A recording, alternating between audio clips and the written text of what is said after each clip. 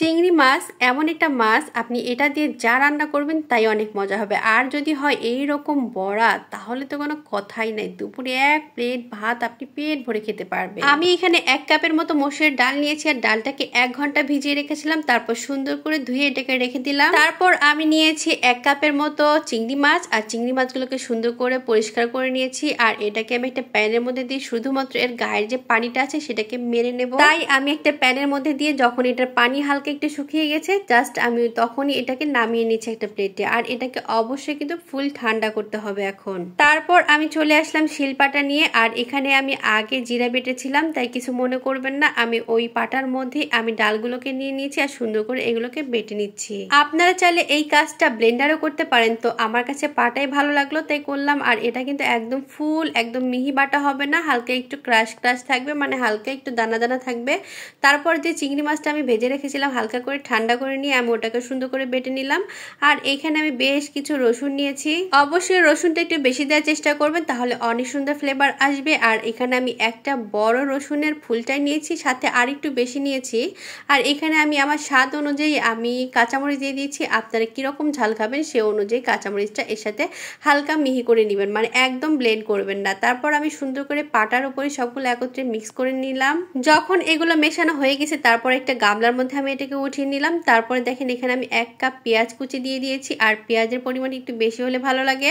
আর 2 চা চামচের মতো কাঁচামরিচ কুচি দিয়ে দিয়েছি, আমার কাছে ঝালটা ভীষণ ভালো লাগে। আর 1 চা চামচের মতো আমি জিরা বাটা, 1 চা চামচ হলুদের গুঁড়া, 2 চা চামচ মরিচের গুঁড়া, 1 চা চামচ ধনিয়ার গুঁড়া, আর 1 চা চামচ লবণ। লবণটা আপনাদের টেস্ট অনুযায়ী দিবেন। আর 1/2 কাপের মতো আমি দিয়ে দিলাম ধনিয়া পাতা কুচি। তারপর সুন্দর করে এগুলোকে সুন্দর করে এটাকে মিক্স করে নেব, আর অনেক সুন্দর করে মেশাতে হবে। দেখেন আমি কিন্তু সুন্দর করে চটকিয়ে মটকিয়ে এটাকে মিশিয়ে নিচ্ছি। আর আমার কাছে ভীষণ ভালো লাগে বড়া ভাজি।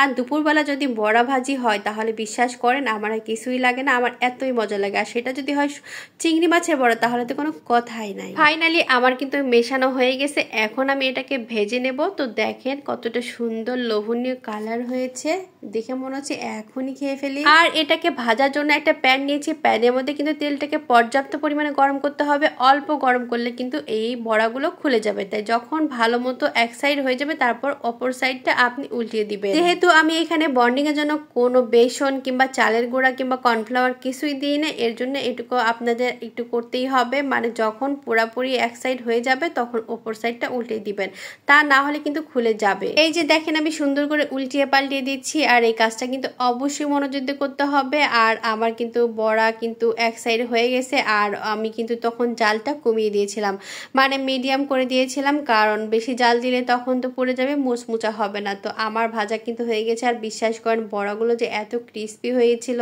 বাসার সবাই খেয়ে তো পুরো পাগল হয়ে গেছে, আর বলতেছে আবারও খাবো আবারও খাবো। তো যখন এরকম কালার চলে আসবে তখন আপনি সুন্দর করে এগুলোকে ঝেড়ে তুলে ফেলবেন। তো দেখেন আমার বড়া কিন্তু অলমোস্ট হয়ে গেছে, কতটা সুন্দর ইয়ামি একটা কালার হয়েছে। আমি একটা বড়া আপনাদেরকে ভেঙে দেখাচ্ছি, দেখেন কতটা সুন্দর হয়েছে। যেমন সুন্দর হয়েছে দেখতে তেমনি খেতেও হয়েছিল, মাশাআল্লাহ। সবাই বাসা বানিয়ে খাবেন। আল্লাহ হাফেজ।